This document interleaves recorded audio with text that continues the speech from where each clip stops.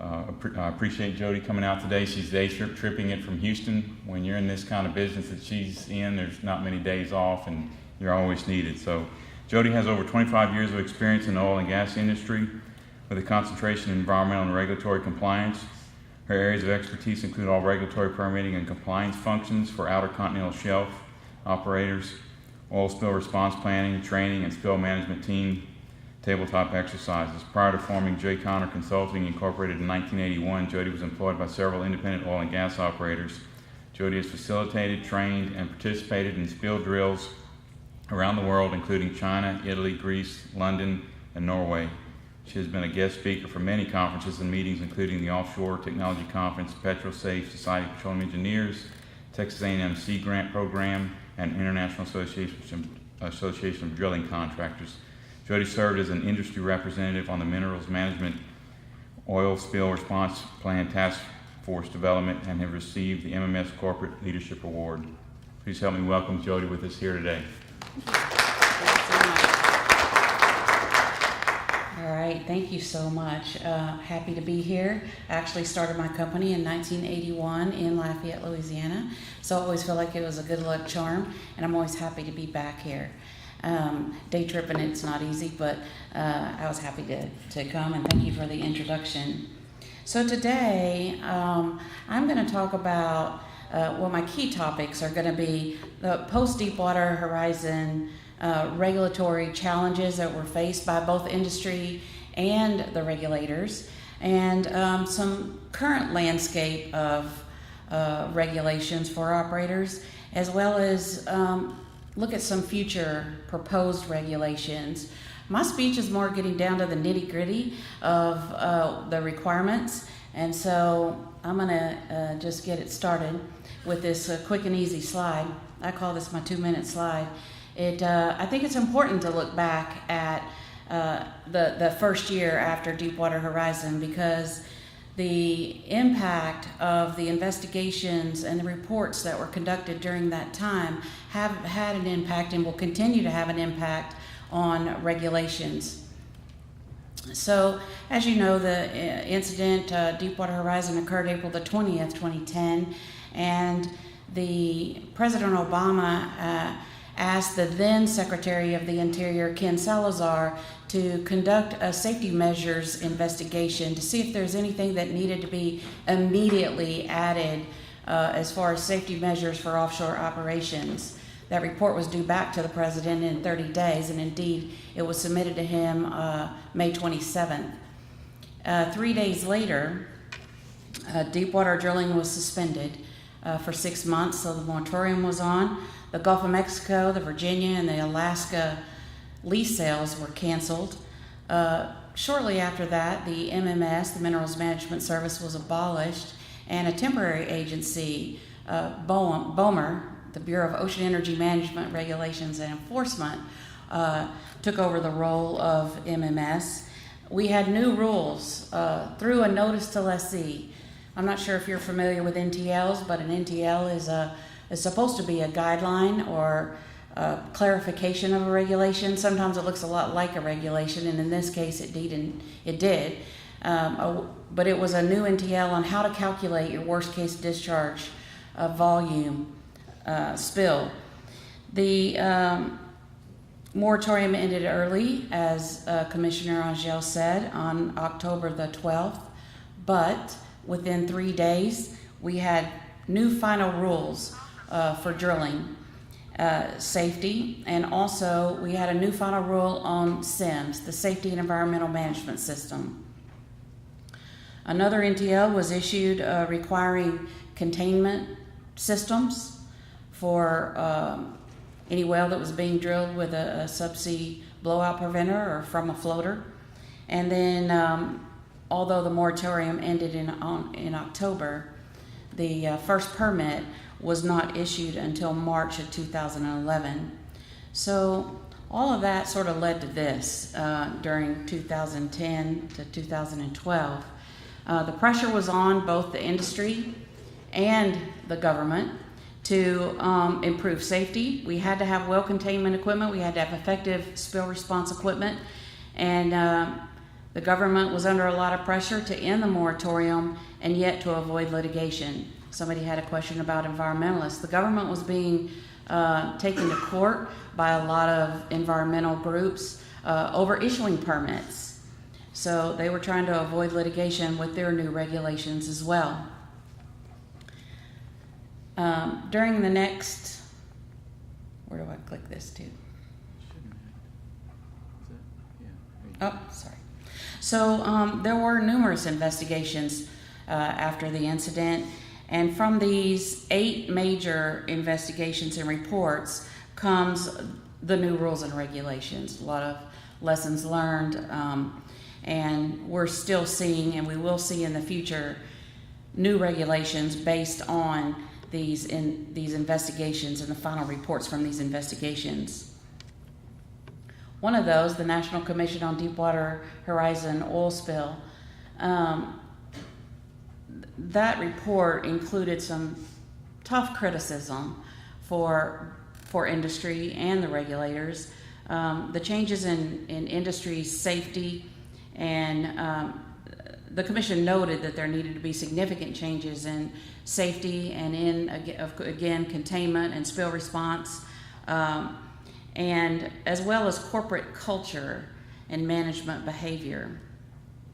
Also, the Commission noted that the Minerals Management Service, as it was, had been too cozy with industry, didn't have adequate resources to oversee the operations, and had conflicting missions. So the critical factors for regulators, one of those was to create a new organization and to staff. We had one agency, the Minerals Management Service, that granted leases, that issued permits, inspected the facilities, enforced the regulations, issued penalties, and collected revenues. So perceived or real conflict of interest, it was a time for a change. So in order to avoid some of those comments, and in order to get the agency reorganized, the Secretary of the Interior, again, then it was Ken Salazar, he set up 2 assistant secretaries. The collection agency, which used to be called Minerals Revenue Management, their name changed to Office of Natural Resource Revenue. I've got a lot of acronyms today, but ONRR, and they reported to a separate assistant secretary than the 2 agencies, the Bureau of Ocean Energy Management and the Bureau of Safety and Environmental Enforcement. So the Bureau of Ocean Energy Management, so BOEMR went away, and these 3 agencies were formed. The 2 agencies that regulate, that issue leases and regulate offshore operations are BOEM and BSEE. So BOEM, I look at that agency as more the science, the scientific, the environmentalists, the geologists, the geophysicists, and reservoir engineers work within BOEM to conduct environmental assessments, to hold the lease sales. They do all of the adjudication with the leases and designations of operator. And but one key thing that is important to operators to move ahead is that they process exploration plans and development operations coordination documents, DOCDs. An exploration plan is the first plan that's submitted on a 5,000 acre lease that says this is what we propose to do on our lease. We're going to drill 5 wells, and here's our structure map and our geology and our shallow hazards, our new worst case discharge calculation, and how we're going to respond to a spill. So it's an overall broad plan of how they're going to explore in that block or some contiguous blocks. So BOEM processes those exploration plans, and I'm going to get back to that in a minute, because BSEE is the agency that issues the permits, indeed conducts the inspections, looks at enforcement and safety, and is responsible for approving oil spill response plans. And another major change on this slide, you can see the blue are the headquarters offices of Bessie. We're just looking at Bessie right now. And those are the headquarters personnel that are located in the headquarters and the functions of headquarters. And the red is in the region and in the district. So one of the changes with the oil spill response group moved to report directly to the chief in Herndon, Virginia. And and you'll also see on this slide a new group called the Environmental Enforcement Division. And those two divisions have personnel in each of the regions. So the Gulf of Mexico region, the Alaska region, and in the Pacific. So that was a major change, and it does impact our permitting timing. But I want to talk to you about that. As far as personnel resources, Bessie got the budget to hire a lot of additional personnel, and you can see that especially engineers and inspectors, the budget is for 228 engineers. There's over 100 now, and for inspectors, we have also about 100 inspectors in the Gulf of Mexico. The Environmental Enforcement Division is going to move up to 38 personnel, and I'll talk a little bit about what their function is going to be. So all of these new personnel came on board, and Bessie initiated a national offshore training and learning center. They're using the Mr. Charlie as a classroom. I think they're going to be surprised when they get out on a deep water drilling operation. But not only the new engineers and inspectors are going through this classroom training, but also all of the existing engineers. And of course, you know, we're hoping that they have a consistency 101, because that's always been a challenge for us as well. So one of the critical factors for the operators was and still is plans and permits, and obtaining those plans during the permitatorium. And I will say there was one. I'll show it to you in a second and explain sort of what happened. But the rig rates between $300,000 and $500,000 a day, we got to get those permits, which is why I'm round tripping today. I heard, this is the good news for our industry, is that during the downtime of our recent government stoppage, the agency received 16 new EPs and DOCDs. So they're backlogged, which means that that's good news. It's going to be some additional, a lot of drilling in the near future. So another 2-second slide, but I wanted to show you that this is what happened and what continues to happen when BOEM gets backlogged. The purple is BOEM, and the gold is well, that looks like BOEM too, so I'm not sure why I colored it that way. But BOEM, but I just wanted to color it purple and gold. And so the operator submits an exploration plan or a DOCD to BOEM, and BOEM takes that, and a plan processor issues it out to their geological and geophysical group, their leasing and environment group, and their resource evaluation group.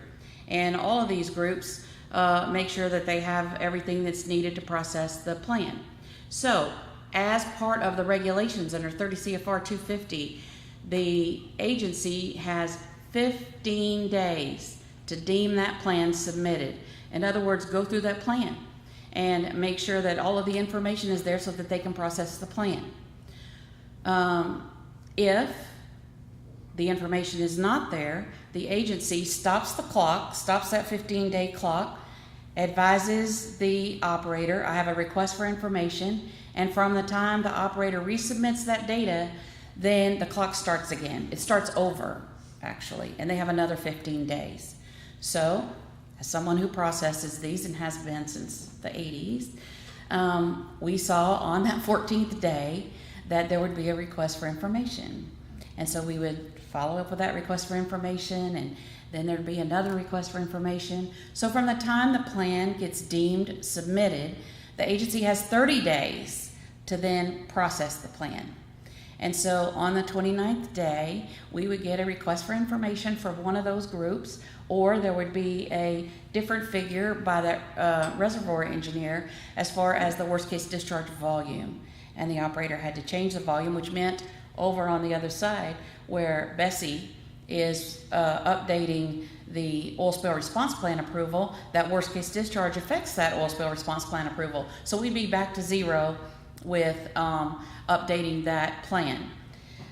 So it is and has been a challenge. It continues to be, but they have hired a lot of new people in this plans processing group, and the timing has gotten better. So pre-Deepwater Horizon, it took about 52 days. We're only looking at Deepwater initial exploration plans right now. So the approval time pre-Deepwater Horizon was about 52 days. And then after Deepwater Horizon, that first year, it was 234 days to get the same plan approved. 2011, you can see that we continue to drop down, and right now it's about 109 days for plan approval. DOCDs, it's over 200. But for exploration plans, they're going pretty quick. Then we have increased fees. So this graph indicates the 2011 to 2013 budgets for BOEM and Bessie. And the red indicates the industry's part of their budget, direct appropriations, and the blue is the Treasury appropriations. So used to fund those two agencies' budgets. So the industry contributes based on inspection fees, based on permits fees, and also rental fees. Bessie's budget for 2014 is about the same, $222 million, and BOEM's remained about the same as well. The OCS Lands Act amendments mandates that Bessie perform an audit or an inspection on permanent structures on an annual basis, and also perform an inspection on drilling rigs. However, Bessie has adopted a goal of a monthly rig inspection. So the new inspection fees, Department of Interior Appropriations Act increased the inspection fees from $10 million in 2011 to $65 million in 2012. Somebody must be clicking all day. My battery's having trouble. So looking from the right to the left were the inspection fees over the last 3 years. And the categories are, if you have a facility but no wells on that facility, the fee was $2,000, now it's $10,500. If you have 1 to 10 wells, it was $3,250, now it's $17,000. And this includes caissons. So we did have an operator who had about 50 caissons in a field. He got charged $17,000 per caisson for that annual inspection. And for facilities in more than or that have more than 10 wells, it's an inspection fee of $31,500. So on October the 1st of every year, these operators get an invoice from the government that says you have this many platforms and this many categories, and here we plan on doing at least one inspection. So it's a set fee based on their amount of platforms. However, for drilling, it's based on each inspection. So in 2010, there was not a fee for inspections for drilling rigs, but now if the rig is less than 500 feet of water, it's $16,700 per inspection, and in rigs of more than 500 foot water depth, it's $30,500 per inspection. And again, they have been meeting their goal of inspecting monthly as far as my conversations with the operators. Permits, when you submit a permit, there are permit fees, and so, a conservation information document that you submit is $27,000. For an exploration plan, it's about $3,600 a well. So if you submit that your proposed 5 wells on a block, that permit fee is $18,000. Bessie just updated their fees. with a final rule on October the 1st, and their fees have increased about 8%. So I did highlight platform. If you're proposing to install a platform and it's under the platform verification program, it's $22,000 something. But those fees, continue to increase every year. As far as enforcement, looking at the inks, we can see where the inspectors have been busy. The drilling inspections were again going left to right, 2010 to 2012. You can see how the drilling inspections, the rig inspections, I'm not going to say drilling, I'm sorry, rig inspections. It could be a completion, workover, whatever operation, well operation using a rig. And so those have increased tremendously, especially in deep water, of course. And as have the incidents of noncompliance. Also increased. For production, they count not platforms but the components, and that's a safety device or a vessel inspection. Those have not increased that much, and neither have the inks. In fact, I see they're down so far. Well, what's interesting is that we have the same inks every year for the past 3 years. Now I decided to go left to right. So I don't want to confuse you, but it's about the same anyway. So 2011, 12, and 13, the top 5 incidents of noncompliance were all the same. And these are, the trend is towards grouping inks into general categories. These are all general inks. The E is an environmental general ink. So the inks are, the G111 is, does the lessee maintain all equipment in a safe condition, and is the operator performing all operations in a safe and workmanlike manner? Very general and very hard to defend, actually, when it's not a specific incident of noncompliance. So, and also those inks have a potential for a civil penalty. Not all incidents of compliance receive a civil penalty, but some of them do. So I was looking at a 10-year comparison of civil penalties, and the second half of 2012 2013 ends up like the first half, we're going to have a record year for civil penalty assessments. So that first line is just looking at the first half of 2013. It's already exceeding some of the other years, most of the other years.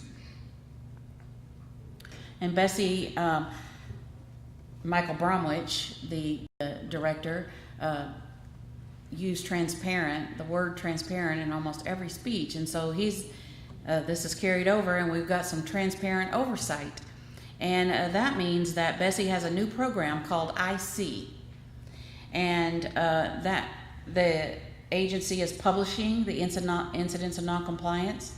You can go to their website and see inks by company. You can say inks by platform. And you can also look at investigation reports and the enforcement actions. So it's all out there. The incidents of the civil penalties paid, they're actually published in the Federal Register once a quarter, or every quarter. And this environmental enforcement program that is going to eventually maintain 33 personnel. This group will conduct environmental investigations and take enforcement actions around the Clean Air Act, the Clean Water Act, and NEPA, the National Environmental Policy Act.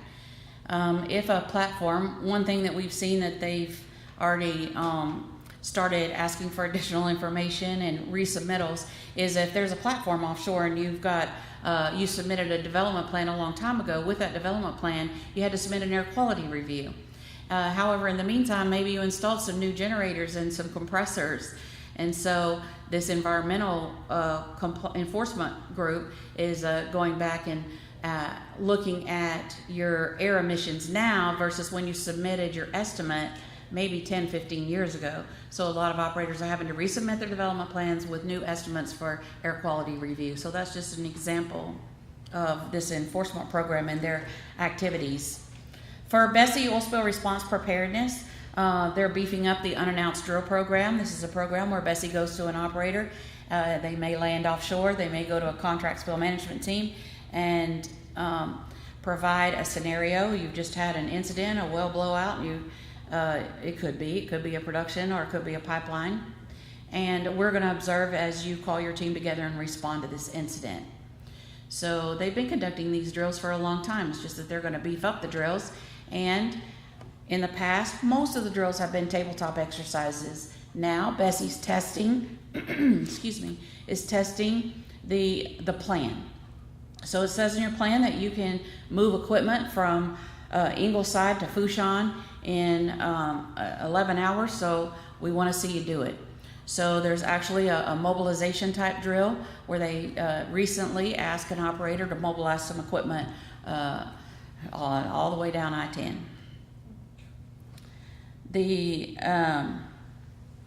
Also, there's uncertainty around future regulations and even future legislation. We're still working under OPA 90, the Oil Pollution Act of 1990, and that act says that the responsible party's removal is the responsible party, which is the operator or the owner, is liable for removal costs and damages in the event of a spill. That they have to show that they have the financial wherewithal to clean up a spill and pay damages, and that they maintain a current spill response plan, and that they have the equipment and personnel under contract to respond to their worst case discharge. Worst case discharges have increased dramatically. Our worst case discharge in the Gulf of Mexico right now, submitted with an exploration plan, I believe the highest as of at least a month ago, was 475,000 barrels. That is a 24-hour worst case discharge spill based on the calculations of the NTL 2010 and 06. So we have some high worst case discharges, and therefore we've got to have a lot of cleanup equipment under contract to respond to that type of a spill.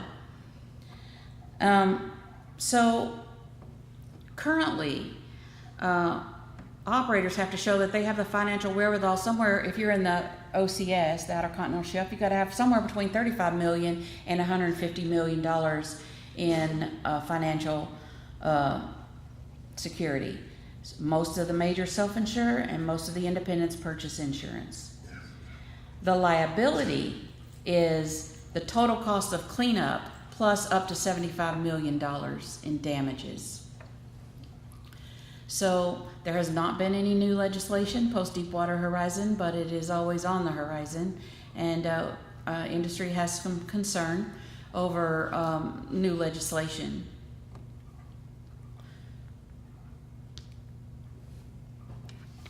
We also do not have any new oil spill response plan requirements. However, we have had 3 NTL, notices to lessees, about updating spill response plans, but we do not know if they're going to require additional contracts for spill response equipment. And you don't know that until you submit the plan and it's in the middle of being processed. So there's the 3 new NTLs. The main regulation still in 30 CFR 254. We have, however, the operators who have contracts in place with 3 major equipment providers: Clean Gulf Associates, Marine Spill Response Corporation, the National Response Corporation. All 3 of those have increased their stockpiles of spill response equipment, and so we have doubled the ability to skim, spray dispersants, and conduct in situ burning. Post-Deepwater Horizon, there have only been a couple of final rules. The final rule for increased safety measures had to do with drilling, and then the safety and environmental management system requirement that every operator have in place a safety management system that incorporates these 13 elements. And prior to, however, as I said, there have been 32 NTLs. So it takes a while for the regulatory process to take place between an advance notice of proposed rulemaking, proposed rulemaking, and final rule. So a lot of times these notices to lessees look like a regulation. In fact, the one for oil spill response that was just issued has a lot of wording in it that we encourage operators to do this or to change their plans. So I called Bessie, I go, what if they're not encouraged to do that? And he goes, well, then they need to come in and see me. So it's not really an option. So before SIMS was, the first audits were, the audits are due on that first SIMS by November the 15th of this year. And prior to those audits being submitted, there was already a SIMS 2. And SIMS 2 is a final rule that enhances the previous safety rules. And these new requirements must be in place by June of 2014. And then Bessie, the thing about prescriptive regulations, we don't really like to get to be too prescriptive, but when it's not prescriptive and we get a set of regulations, we don't know how what that audit is going to look like. So we have SIMS. It's not a prescriptive regulation. It's a lot of guidelines, but we don't know what the protocol is going to be for Bessie to come conduct a SIMS audit. Reading between the lines, it looks like Bessie is planning to schedule 13 audits a year, but not conduct the audits themselves. They will hire an approved auditor to conduct the audit, and the operator will pay for that audit. So it looks like they have one scheduled for a high activity operator, and 4 for moderate activity, and 8 for low activity operators. There were a lot of new requirements in that increased safety measures rule, most having to do with drilling, deep water drilling, and I'm not going to go through all of these. I wish I could make up a little rhyme like Mr. Angel did, because I think this would fit well, but I didn't have time for that. Next time we're going to have a rhyme, though. There's a lot of safety measures rules that are in place now, and have to be, those inspectors are out looking to make sure that each one of these rules are met. After you file an exploration plan, the next thing to drill a well is an application for permit to drill. This page shows all the permits that are required prior to drilling or during drilling, but I've circled what goes into an application for permit to drill. And I highlighted in red the new requirements that have to be submitted with a permit to drill. Having said that, again, we have 5 districts that process these applications for permit to drill. We have a lot of new engineers and a lot of older engineers that have set personalities. And so there's no consistency really. So when somebody says, do I have to submit this, or is that included in the permit to drill or the application for permit to modify, I go, we got to call the district, because it's probably different from last week, and it's different on which drilling engineer that you talk to. But there is there are guidelines. It's just that you've really got to take it case by case when you're talking to the engineers and trying to get these permits approved. There's also a new proposed regulation for oil and gas production safety systems. It's mostly taking everything that wasn't an NTL and codifying it into the regulations. But there's a couple of interesting pieces in this proposed regulation. One of them is to look at the life cycle and the failure reporting on safety devices and all kinds of equipment. So we're not sure what that looks like, but the proposed rule was not descriptive enough for that. But at the last minute, when these rules got proposed, and I know that because one of the districts told me that they had reviewed the proposed rule, and when it came out actually in a publication, the best available and safest technology wording was in that rule. So this piece says that the operator must use best available and safest technology, and that Bessie's going to determine what that is. If it is a procedure, a new piece of equipment, and when Bessie determines that, then it'll come out in a new regulation, an NTL, or a condition of approval of the permit. So Bessie has entered into an agreement with the Department of Energy's National Laboratory system to collaborate on their risk-based decision-making and applying best available and safest technology.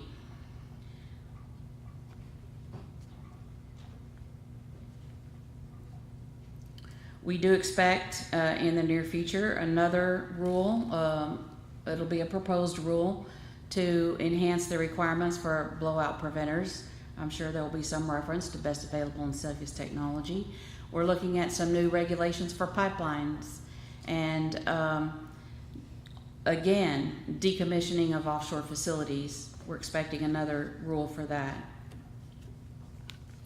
And regarding SIMS, possible future regulations is first that Bessie will survey the operators to see if they're promoting a safety culture. That is not really in a regulation, but we see that there will be a regulation about safety culture that may be coming out. These are just possible. There's no proposed regulation for these yet, but there's been a lot of talk about it, and of course they were in all of those investigative reports. So the contractors may be required to have a SIMS. Right now, contractors are not required to have a SIMS program. They're required to have a safe work practices. They're required to train their personnel, but they're not required to actually have a SIMS. They've got to follow the SIMS of the operator when they're on their facility.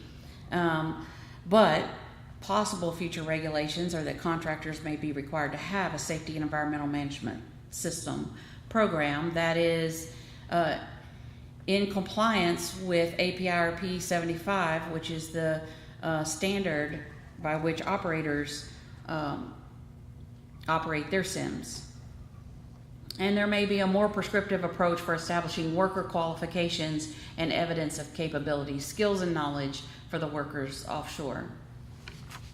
Bessie and the DOT's Bureau of Transportation Statistics also signed an interagency agreement to develop confidential near-miss reporting system for OCS operations. They expect that to be operational within a year. The industry and federal personnel will voluntarily report near misses, and the Bureau of Transportation Statistics will maintain control of those reports and provide trend analysis and data back to Bessie. And we've seen a lot of activity between the Coast Guard and Bessie. They've been busy signing memorandums of understanding and memorandums of agreement. They signed a major memorandum of understanding in November, and that was more, I guess, general to encourage the agencies to work together to promote compliance with the regulations, to work together to draft regulations, provide oversight and enforcement. And after that memorandum of understanding is in place, that leads to memorandums of agreement. And so the memorandum of agreement would be, the first one had to do with mobile offshore drilling units. So this memorandum of agreement between Coast Guard and Bessie clearly identifies the responsibility of each of these agencies for regulation, inspection, and oversight of MODUs. Another memorandum of understanding or memorandum of agreement had to do with safety and environmental management system. Also, the Coast Guard issued an advance notice of proposed rulemaking about SIMS, and it relates to vessels engaged in OCS activities. In the proposed or advance notice of proposed rulemaking, it noted that it would impact 1,800 offshore supply vessels, MODUs, lift boats, and other types of vessels. And so in an advance notice of proposed rulemaking, they just put the idea out there, wait for comments, and then develop proposed rulemaking.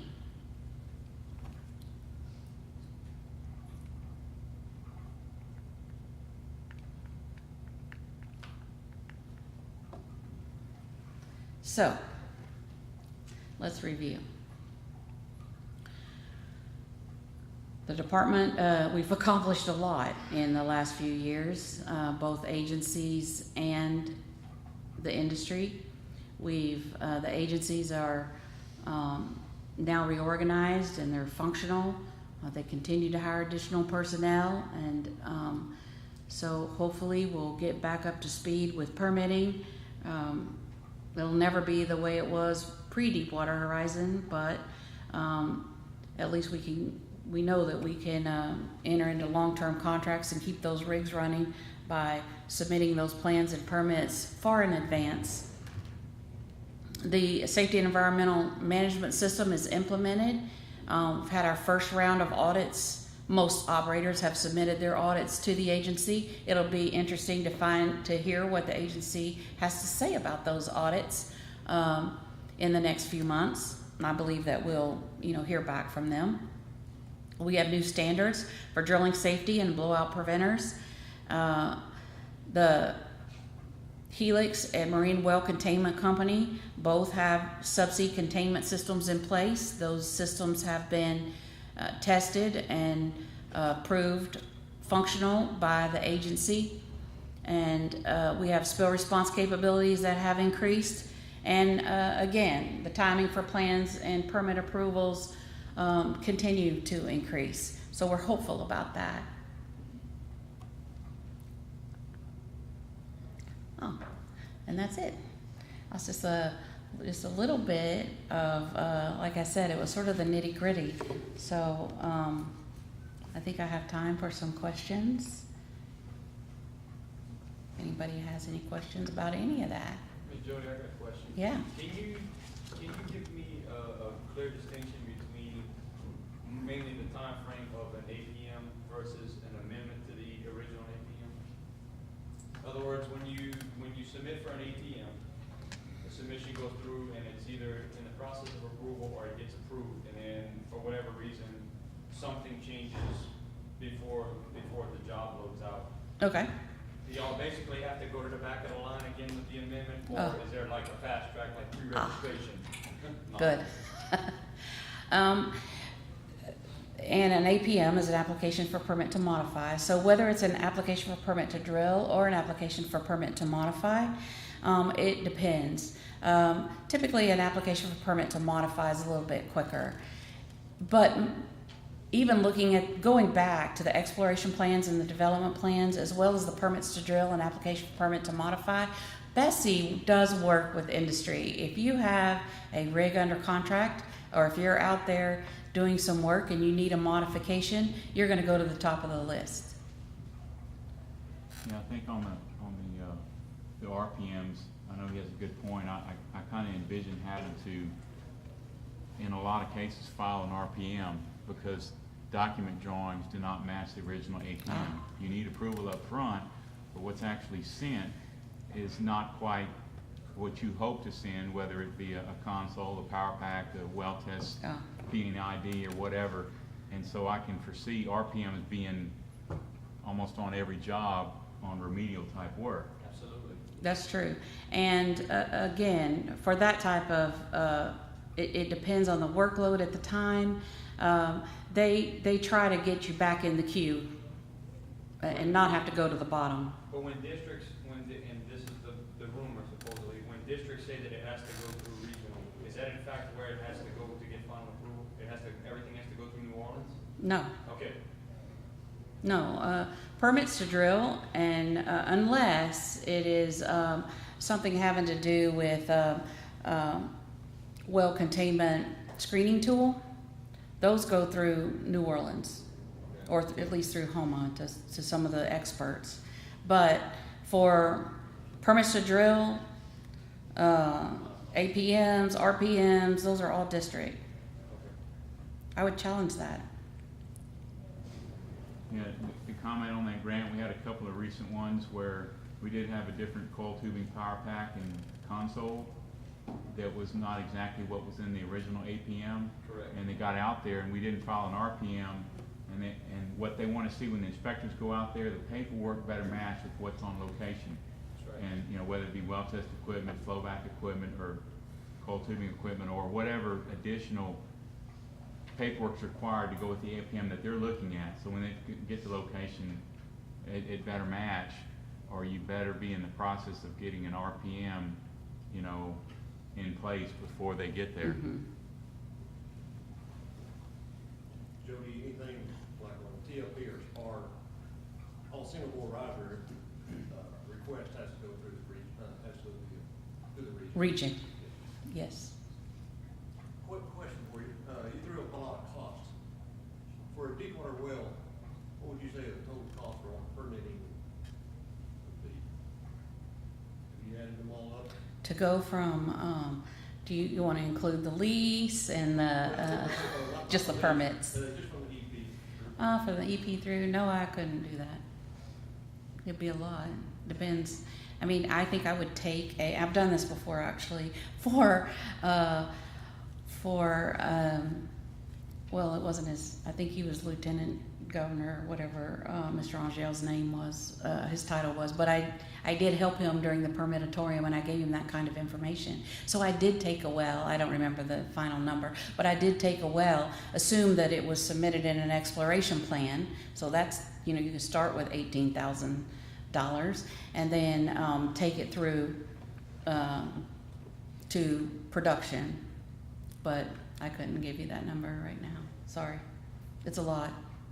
Yeah, there was an article I read recently. I'll have to send it to you. I think they said a $100 million deep water well went to $150 million just for regulatory, all encompassed regulatory. You know, they tacked on another $50 million. You know, with all, you know, the length of time it takes to get something done. That's kind of interesting. Yeah, that's not our fees, but it's to meet I'm sure that has to do with meeting, it's not the permit fees, that would be included, but to meet the new regulations and all the new equipment that's required and the processes that are required. Anything? Jody, another question. Is there any other place other than the NTLs on the Bessie website to find out latest changes in regulation that haven't actually gone into the Code of Federal Regulation yet? So NTL is going to be your first and only stop? Yes. You know, you can look in the Federal Register every day for actual proposed regulations. Okay. The NTL, we don't get advance notice, and I really appreciated, too, what Mr. Angel said, and that is share it with industry. Come to the table with us, and we can tell you what's going to go wrong if you actually issue that. That's why a lot of regulations and NTLs, once they're issued, then they get amended, because the reality sets in somewhere between Herndon and the Gulf of Mexico. But until it actually hits the CFR, it cannot be inked, or if it's in the Federal Register, it's ink liable. No, when it hits a Federal Register, it's usually either a proposed regulation or a final regulation. Usually, the final regulation has an implementation date, which is down the road. Not always, because sometimes they say it's final today and you have to implement it today. Okay. But go ahead, do you have a... Well, what I was going to say was, and forgive me everybody in here for giving me some latitude here, but grounding cables on skid equipment. Recently, a pop-up audit on offshore said that the inspector said no more grounding cables with clamps. The grounding cables have to be of some other different type, or it has to be actually bolted to your skid equipment. Well, I looked all over in the CFR, I looked all over in the NTLs. The thing is, I had very little leg to stand on when it's come straight out of the inspector's mouth. Now, I'm not 100% sure if he was talking about ink or a pink, which I'm not familiar with the big difference between the two. Well, a pink is a potential, and they have a list of all the potential incidents of noncompliance, and ink is when they say, here's, you know. Right, but it was told to my guys on location that this is coming soon. And again, without a place to look for it, I don't know what, you know, other than them hearing it, I don't know exactly what's legit and what's not. Yeah, we get a lot of calls from offshore that say, you know, where is that in the regulation? And usually, we call the district. Can I speak to the inspector supervisor, and tell me, we either got this ink or had this, the inspector requested that this happen offshore, and I don't find it in the regulation. And so most of the time, or sometimes, it hasn't actually been required yet or in an it's that district's policy, unless it's in a standard somewhere, and then they can refer to the standard. But if it's not in a pink and you can't get an ink for it, then, what's coming down the road is not what's right now. So I would argue that. And the other thing is, can I just say that if you get an incident of noncompliance and you don't agree with that incident of noncompliance, please rush to your local Bessie office, the district office, and talk to them about that. Because if you don't go talk to them in a certain amount of time, you lose your ability to appeal. When you at the time, you don't know that you're going to get a civil penalty or that you're up for civil penalty. You just have an incident of noncompliance. But that could lead to a civil penalty, and you might disagree with the incident of noncompliance. But go talk to them right then, and then write a letter. We disagree with this. And then that will help you down the road if you are indeed receive a civil penalty violation. Because if you don't argue it at the time, then it's just that you agree with it. If you just sign the green sheet and send it back, which you have to do that anyway, but shortly after that, I would definitely talk to them. You say go to their office and talk to them? Well, you can send a letter. I like to go to the office. They know you. They won't throw you out. Oh, you'd be surprised. Not really. Well, it's always friendly. Yeah, we had the same thing, Grant, where we had to drill holes to ground some equipment recently, and a couple of months ago. And the field, they're trying to accommodate the inspectors while on location without, challenging them. Not to say they shouldn't in all cases, to validate why they have to do a change such as that. But they just went ahead and accommodated them.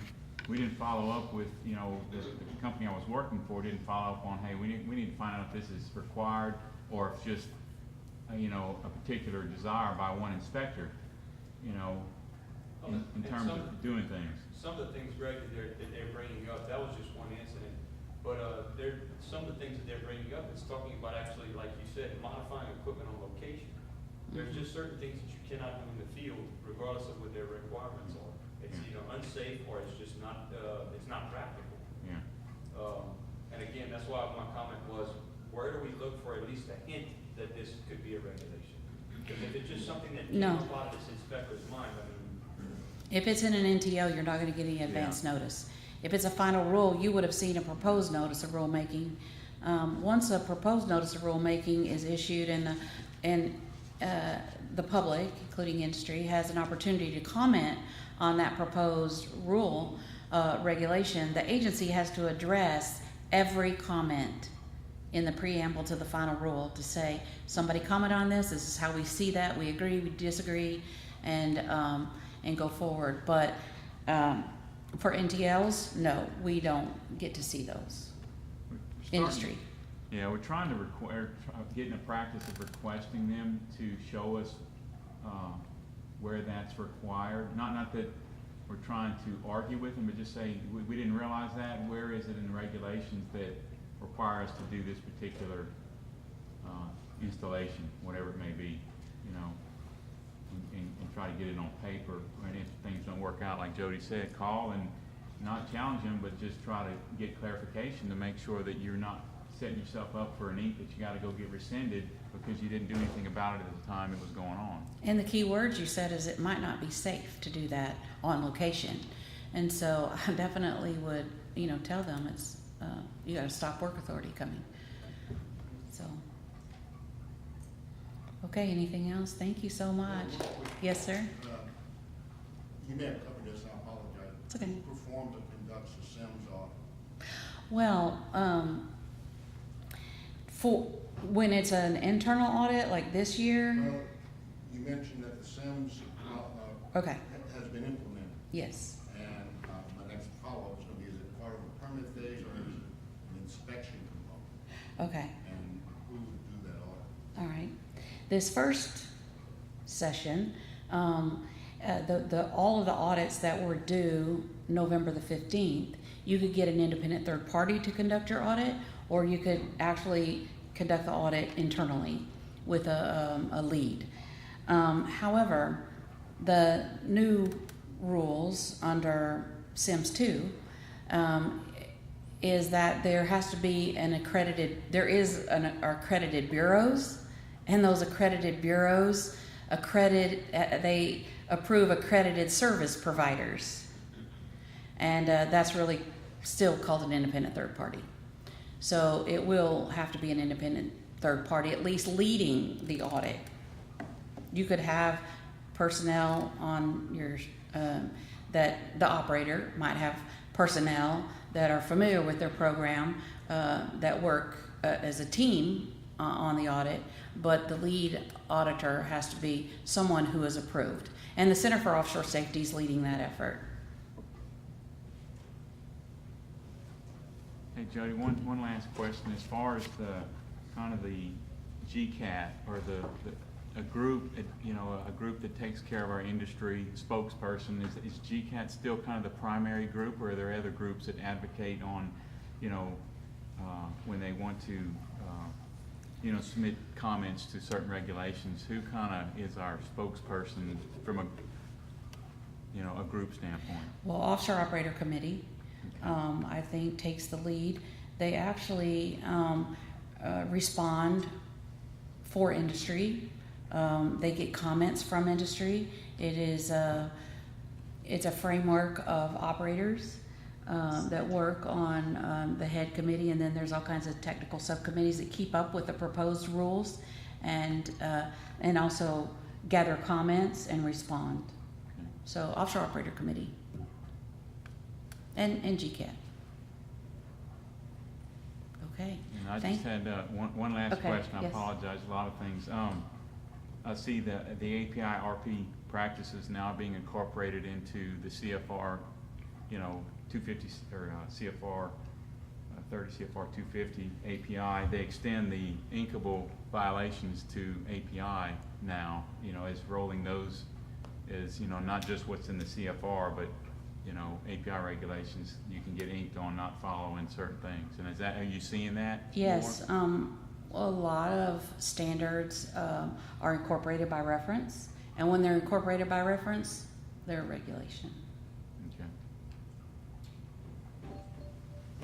Okay. Thank you Thank so you, much. Joe.